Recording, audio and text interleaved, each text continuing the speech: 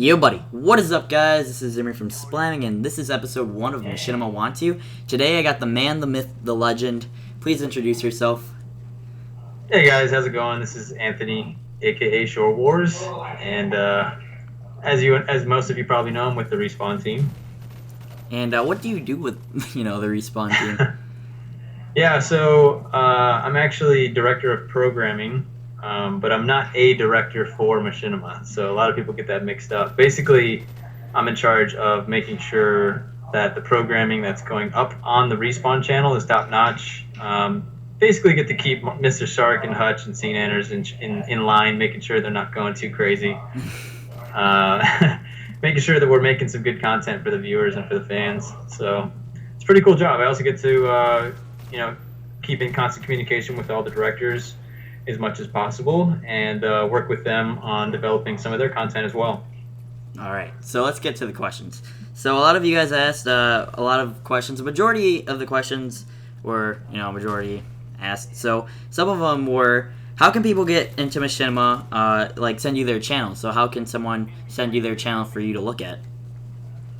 That's a really good question. I actually have a Twitter account that I use a lot for recruiting purposes. A lot of times guys will send me a link to kind of show me one of their better videos or send me a link to their channel so I can check it out. I can't get to all of them, obviously, but persistence does pay.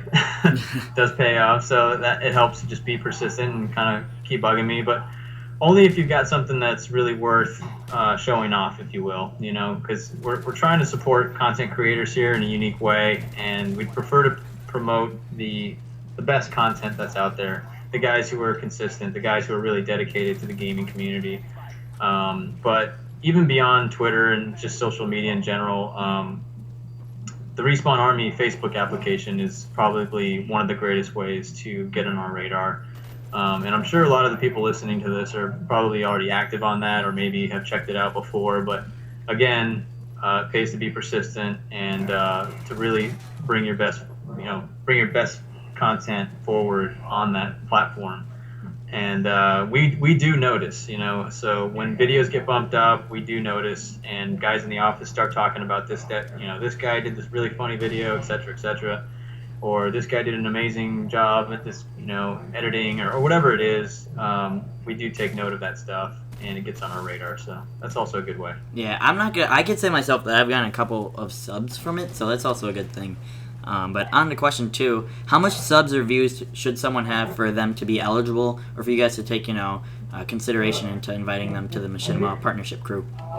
Yeah, so there is no real magic number, right, that you have to reach. Like, to be honest, we are going to review the channel, the content on the channel, and I know guys who make amazing content and they only have like 1,000 subs, and but they make great content. So we're going to give that guy priority because we know in the long run he's going to continue to make really good content and he's going to become more and more well known. But in the past, like, there was this number, it was like 20,000 subs, and then it was like 15,000 subs or what have you. But so I guess to answer this question, there's no particular number of subs that really matters. What really matters is whether or not you're consistent with your content, you're doing something unique, and that you have great content on your channel, and really we're looking for the guys that are good at catering to their subs and to their viewers, because ultimately you're kind of working on your own branding and developing your own brand. So if we see that somebody's capable of doing that and they're good at doing that, there's a higher chance that we'll reach out to them. All right. So what about people who don't do like commentaries, like they're good at editor or they're good at game-winning kill cams? Would they be able to get a Machinima, or how would that? Yeah, absolutely. I think again, it comes down to the quality of the content, but for guys that are doing editing and sort of game-winning kill cam type of stuff, typically they tend to use a lot of music, which is fine. But again, we have to make sure that guys aren't using copyright music, and if they are using copyright music, we have to make sure that they're using, music that they have permission to use. So not just like, hey, my buddy said it's okay, go ahead and cut a montage with it. You know what I mean? It has Yeah. to be like written permission from the music label or from the artist, because music copyright violation is a really big issue on YouTube. Yeah. And part of the point of having a Machinima partnership program like this is to help educate the gaming community and to help people understand that, oh, I do need to be aware of copyright violation, and I can't just put anything on my channel. So we sort of police that within our own community as much as possible, and it keeps people out of trouble, keeps people from getting strikes and from getting sued and that kind of stuff. So, but for guys that make great content and can do it with royalty-free music or with a custom piece of music or whatever it might be, we definitely reach out to those people. All right. What about this? I got this question like 10 times. Is it possible for someone to get a director spot today before they get a partnership? It is possible. It's fairly rare, to be honest, because we prefer to start off with a partnership to support their content, to support what they're doing, and then out of the partnership program, we'll find, sort of the diamonds in the rough, if you will, and give those guys a shot at being a director, either on the main channel or on Respawn. But again, it just comes down to what kind of content they're making. Obviously, if they're making MMO type of content or RPG content, then the Realm guys would start to, reach out to them. But in general, yes, it is possible to become a director first before getting partnership. There's a variety of reasons why we would do that, but and we've done it recently, to be honest with you. But in general, we would prefer to have a guy sign up for a partnership with us first and sort of get a chance to get his feet wet in that space, and then from there we can go on to a possible director spot. Okay. What about, is there certain games that you guys are looking for or that would catch your eye? Like if someone's playing, Counter-Strike, would they get, I don't know, more exposure than someone that's playing Call of Duty right now?